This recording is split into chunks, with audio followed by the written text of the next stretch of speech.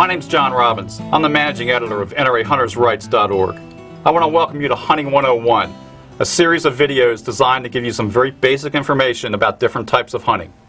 You know, I love all forms of hunting, but there's a special place in my heart for pheasant hunting. These beautiful, hard-flying birds, combined with good dog work and fine shotguns, add up to a total hunting experience that really gets my blood pumping. Let's take a look at what you need to get started pheasant hunting. One nice thing about pheasant hunting is that it does not require a highly specialized gun. A 12 gauge is by far the most popular gauge for most hunters, but a 16 gauge can do the job, and a 20 gauge under some conditions can be effective too. The action types you'll most likely see in the pheasant fields are pumps, semi-automatics, and over-unders. Pumps are generally economical in price, they are simple to operate, and functionally very reliable. Semi-autos tend to be a bit more expensive than pumps in most cases. They give you a fast second or third shot, and you may feel the recoil a bit less than with other types of guns.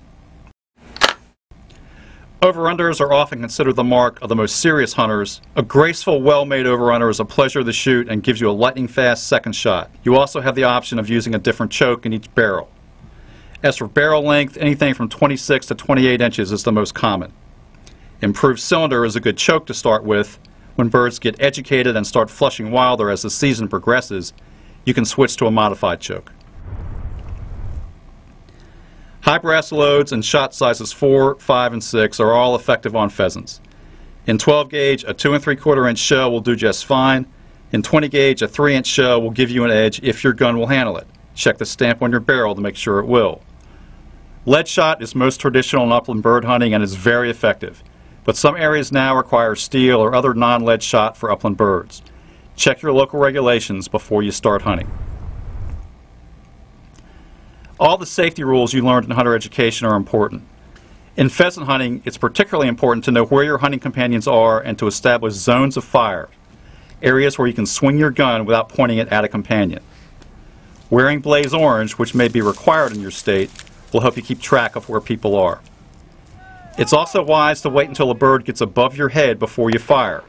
Shooting at a low-flying bird could endanger your dog or even your hunting companions. And be particularly careful if you are driving birds toward blockers or posters at the end of a field, a common tactic that often puts birds in the air. Pheasants are adaptable birds and may be found in many parts of the United States. While changing farming practices have affected pheasant populations over the years, you will still find the most birds in farm country. For decades, states like South Dakota, Iowa, Kansas, and Nebraska have offered great pheasant hunting because they had great pheasant habitat. A program generically known as Open Fields, backed by NRA, encourages private landowners to open their property to public hunting. These lands, plus state wildlife management areas and various federal properties, provide many opportunities for the average hunter.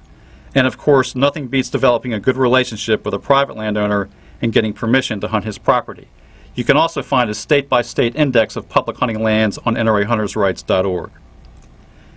Many state game and fish departments do roadside surveys in late summer to assess pheasant numbers and concentrations. These can help you narrow down a general area to hunt. One other option is to try a shooting preserve. While they do not provide the wild birds most hunters prefer, shooting preserves will give you a chance to see what pheasant hunting is like, and they can usually provide guides and bird dogs as well. Once you've got access to a place to hunt, whether it's public or private, look for a combination of crops like corn or soybeans adjacent to edge cover, brushy fence rows and ditches, shelter belts, tall grass or cattail fringes, and small woodlots. In moderate weather, pheasants usually come out of their roosting cover just after sunup. They'll pick up gravel and feed in a nearby grain field for a few hours, then find some loafing cover where they will spend most of the day. They'll come out and feed again before sunset, then return to their roosting cover for the night. In severe weather, pheasants may just stay in roosting cover for days without eating. Keep in mind when shooting at a pheasant that most of your target is tail feathers. Swing your barrel through the body of the bird, establish your lead, pull the trigger and follow through. Keep the gun moving after the shot. You can find out much more about pheasant hunting in the NRA book Upland Bird Hunting. You can order the book at the web address shown on the screen. Thanks for watching.